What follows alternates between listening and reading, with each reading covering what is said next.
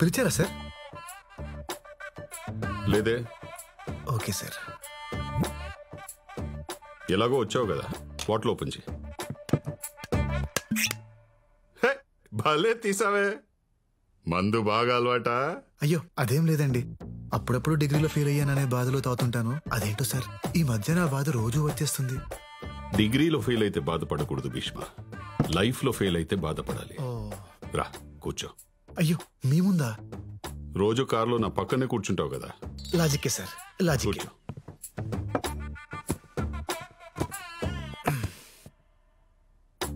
పెగ్గే. నాది చాలా discipline lifestyle Bheeshma. Morning 2 eggs, evening 2 pegs, night 2 legs. Sir chicken legs అన్నానయ్యా, proteins. Okay okay sir. నువ్వే వద్దులేండి sir, నేను మందు తాగితే నాకు మీమ్స్ వస్తాయి. అవునా? వేసి చెప్పు.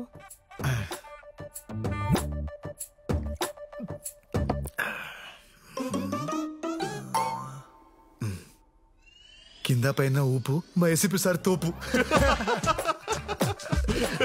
బాగుందయ్యా, ఇంకోటి చెప్పు. 1 minute సార్, ఐస్ క్యూబ్స్ తీసుకురా తీసుకురా వెళ్ళు.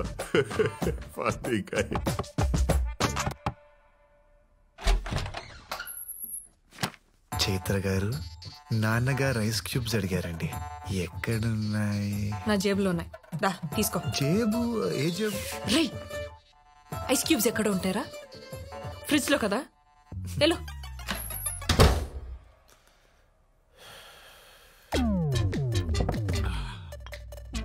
ఐస్ ఎక్కడ? దారిలో జలుబు చేస్తుందేమో అని డౌట్ వచ్చి వెనక్కి వచ్చాను సార్. ఈసారి ఊపడాలు కాకుండా ఏదైనా పవర్ఫుల్ గా చెప్పు. పవర్ఫుల్ గా అంటే హీరో హోండా స్ప్లెండర్. ఏంటే హీరో హోండా స్ప్లెండర్, మా ఏసీపీ సార్ థండర్.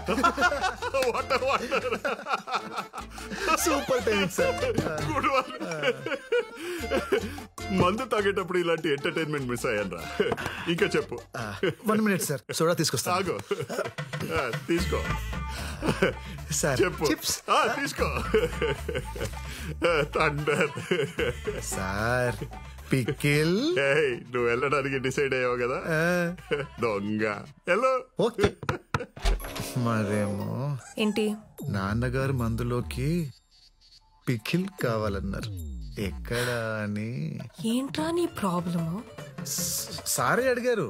నాన్న ఐస్ క్యూబ్స్ వాడరు, పిక్కలు తిన్నరు.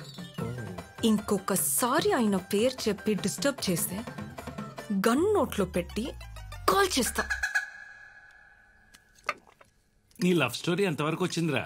ఖచ్చితంగా ఒకే పోతుందన్న, కానీ పాపం ఆ జేపీ అంకుల్ పరిస్థితి తలుచుకుంటేనే జాలేస్తుంది. జేపీయా? వాడికేమైంది? నన్ను ఏసీపీ దగ్గర జాయిన్ చేశాడు కదా, ఆయన కూతురే నాన్న ఈ అమ్మాయి. నైస్.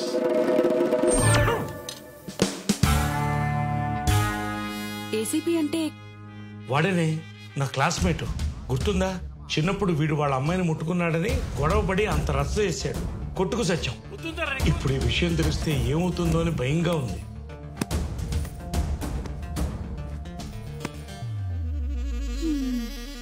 భూమి గుండ్రంగా తిరిగినట్టు వీడేంటండి తిరిగి తిరిగి మళ్ళీ మొదట అమ్మాయి దగ్గరికే వచ్చాగాడు?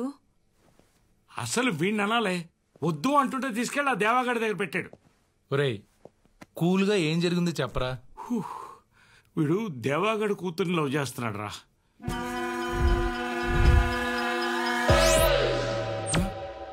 Cool. Today we all are here to discuss about what should be the future of Indian farming. అది కెమికల్ ఫార్మింగా లేదా ఆర్గానిక్ ఫార్మింగా? ఈ విషయంపై మాట్లాడడానికి ఈ రోజు మన ముందున్నారు field science MD mister Raghavan garu, అలాగే భీష్మ ఆర్గానిక్స్ ఎండి శ్రీ భీష్మ గారు. ఈ రోజు వారి మాటల్లో chemical farming and organic farming కి సంబంధించిన ఎన్నో ఇంట్రెస్టింగ్ విషయాలను తెలుసుకుందాం. హే పర్విల్ భయ్యా, నువ్వేంటి ఇక్కడ? ఆ విషయం నేను అడగలరా? ఆయన నువ్వేంటి ఇక్కడ? షో కోసం వచ్చా? షో కోసం నేను ఎందుకు వస్తాను భయ్యా, ఆ అమ్మాయి కోసం వచ్చాను. బాగుంది కదా భయ్యా? నువ్వు ఈ విత్తనాలు చల్లడం ఆపవారా? నువ్వు చేసిన పనికి నా జాబ్ పోయి నా క్వాలిఫికేషన్ కంటే తక్కువ రేంజ్ జాబ్ తీసుకొని ఫీల్డ్ సైన్స్ కంపెనీలో జాయిన్ అయ్యా. ఏం పంట వేసావు పెద్దనా? మిర్చి వేశానయ్యా. ఎరువులు వేసావా లేక దేవుడి మీద భారం వేసావా? మీ కంపెనీ ఎరువే వాడానయ్యా. చేతి నిండా పంటొచ్చింది. చాలా సంతోషం అయ్యా. మనం ఏం చేసినా రైతుల సంతోషం గురించే కదా భీష్మ గారు.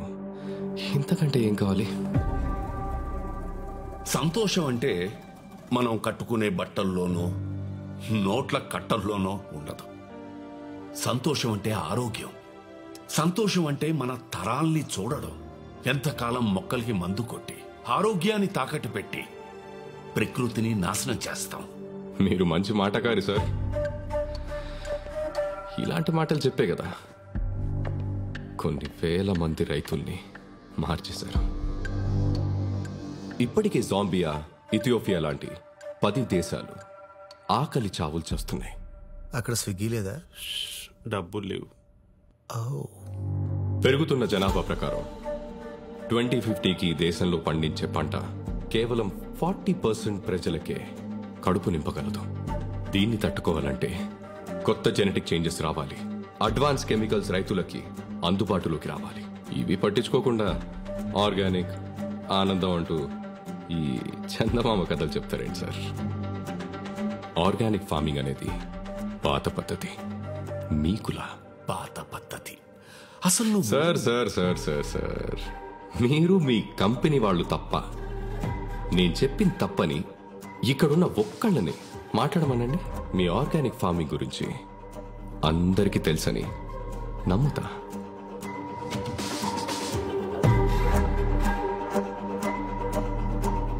అయ్యా, ఇప్పుడు ఆ అమ్మాయిని ఇంప్రెస్ చేయాలంటే ఏం చేయాలి? నువ్వు మాట్లాడరా. నువ్వు మాట్లాడితే నా స్టేటస్ పడిపోయింది. అమ్మాయి పడదా? సార్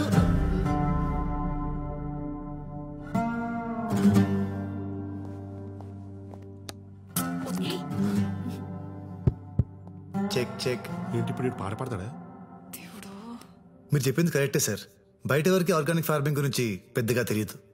జాంబియా, ఇథియోపియా లాంటి దేశాల్లో ఆకలి చావులతో చేస్తున్నారనే విషయం కూడా చాలా మందికి తెలియదు సార్. సార్, మీరు కెమికల్స్ ద్వారా ప్రొడక్షన్ పెంచాలని చూస్తున్నారు కదా, మరి మీరెందుకు ఆ దేశాల్లో కంపెనీని స్టార్ట్ చేయలేదు?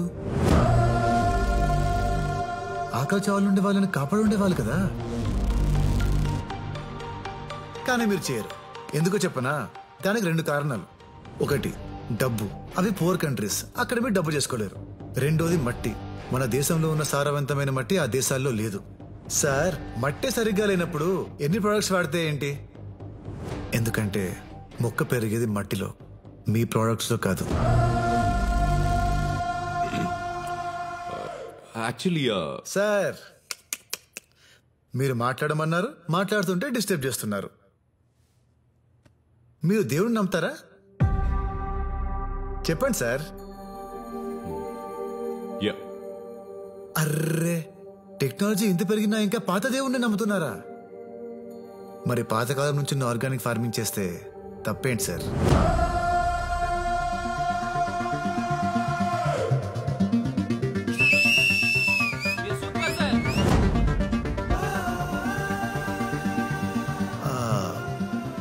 మన వేదాల్లో, మనుస్మృతి లాంటి గ్రంథాల్లో బీడు భూమిని కూడా బంగారంలో మార్చగల ఆర్గానిక్ ఫార్మింగ్ గురించి అప్పుడే రాశారు. Yeah, it's true. దాన్ని కరెక్ట్ గా ఫాలో అయితే వ్యవసాయానికి, భూమికి ఎలాంటి కెమికల్ అవసరం లేదు. ప్రకృతికి మనిషి అవసరం లేదు. కానీ ప్రకృతిలో ఉన్న ప్రతి అణువు మనిషికి చాలా అవసరం. దయచేసి మీ కెమికల్స్ వాటిని నాశనం చేయకండి. From here and there, my friend MSc agriculture gold medalist mister Parimal భయ్య గారు కంటిన్యూ చేస్తారు. Thank you.